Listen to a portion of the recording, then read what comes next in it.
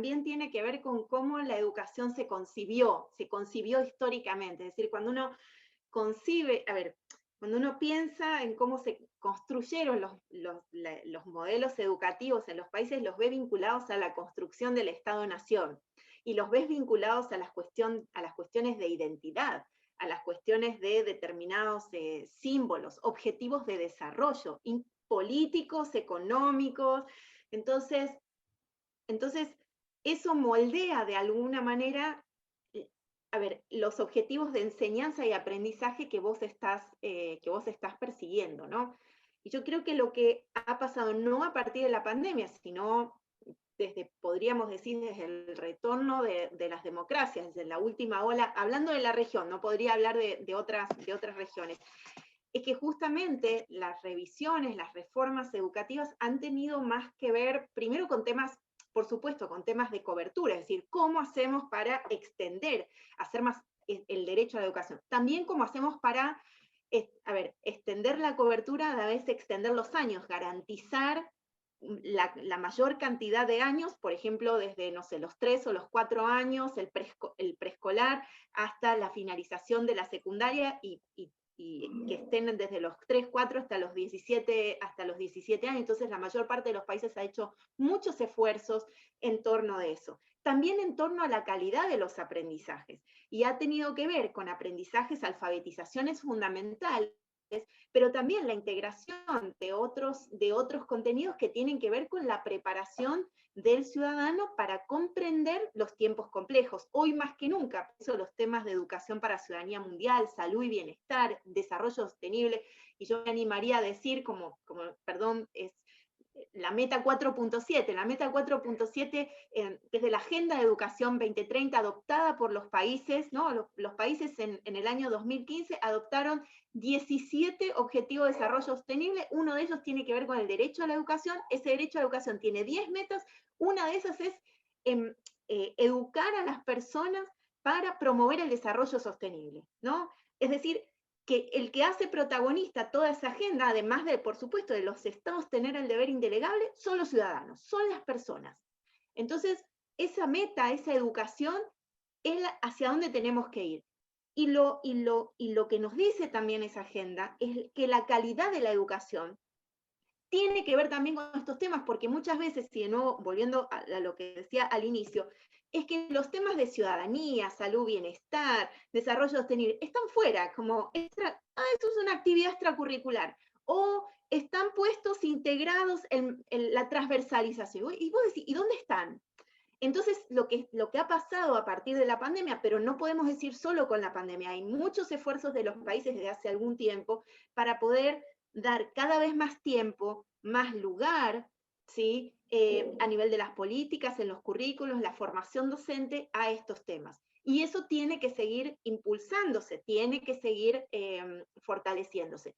Y entonces, digo, lo que ha traído hoy la pandemia, y mencionábamos el tema de la atención psicosocial, socioemocional, y cómo recuperarse juntos, es que hoy no podemos dejar de escuchar la voz de nadie, ni del estudiantado, ni de las comunidades, ni de los educadores, ni de las familias.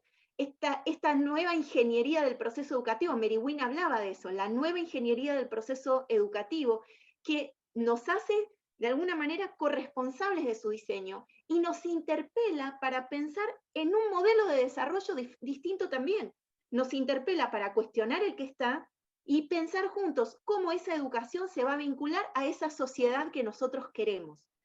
Entonces, eso no puede pasar sin promover un mayor protagonismo. Ahora, esto puede darse en un aula, pero si esto no sucede al nivel de las políticas educativas, y aún más, a nivel de las políticas en general, si no incorporamos a la voz de las y los jóvenes, niños, niñas, en el diseño de las políticas, en su implementación, en su monitoreo, en lo que es la accountability, ¿no? O sea, esta cuestión de control, pues esto no se puede. Es lo mismo, digo, cuando uno piensa en la educación ciudadana, ¿no? Y entonces, sí, la educación ciudadana puede suceder, y yo puedo tener una escuela genial, y un docente genial, y un directivo piola, digamos, y todos apoyando educación ciudadana, hacemos el proyecto en la comunidad, etc. Pero ¿qué pasa con las instituciones? ¿No? ¿Y qué pasa con las instituciones en la comunidad? ¿Qué pasa con las instituciones del país? Porque si esos jóvenes o niños, niñas, no hay espacios más allá de la escuela para participar, entonces yo le estoy diciendo una cosa, le estoy incentivando a hacer algo y después se va a chocar con una realidad. Entonces, ahí también uno puede ver cómo, a pesar de, digo, en encuestas internacionales, a pesar de alto conocimiento cívico, las expectativas de participación del estudiantado, por ejemplo, en el nivel secundario, fuera de la escuela, son bajas. Te voy a decir por qué. Digo, porque la teoría política dice que si vos tenés conocimiento cívico alto, vos vas a querer participar. ¿Y por qué no sucede? O sea, ¿por qué no tenés ya esa expectativa? Por los obstáculos, por los condicionantes que hay.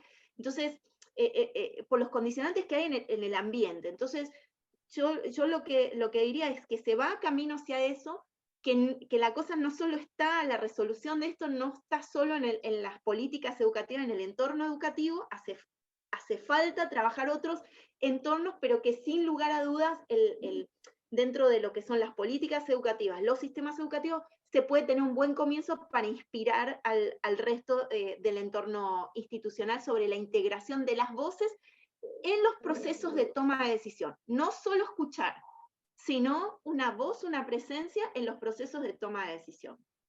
Que tenemos que aprovechar. Pero solamente para, quizás no soy pesimista, pero hay muchas contradicciones que tenemos que superar en este sentido. Seguimos priorizando y hasta la UNESCO también, somos parte de eso, el uso de pruebas estandarizadas para medir logros de aprendizaje en matemáticas, ciencias y comprensión lectora.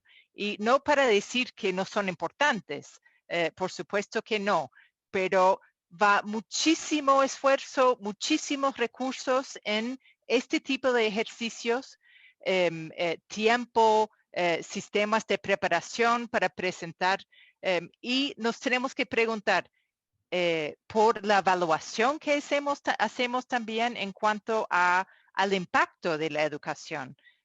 Y estas reformas que mencionó Romina hacia innovaciones pedagógicas, el trabajo basado en proyectos, el currículo organizado por competencias y una mezcla de asignaturas y nuevas maneras de asegurar que se enseñe lo que supuestamente hay que aprender, pero también aportar a esta formación integral. Pero son contradicciones a nivel de política pública, de recursos, de la organización del currículo, que si no nos abordamos vamos a estar peleando entre nosotros por tener nuestra media hora para hablar de género y luego hablar de ciudadanía. Y eso no nos conviene. Tenemos que usar esta visión integral para influir de manera que sigue juntando los temas de manera constructiva.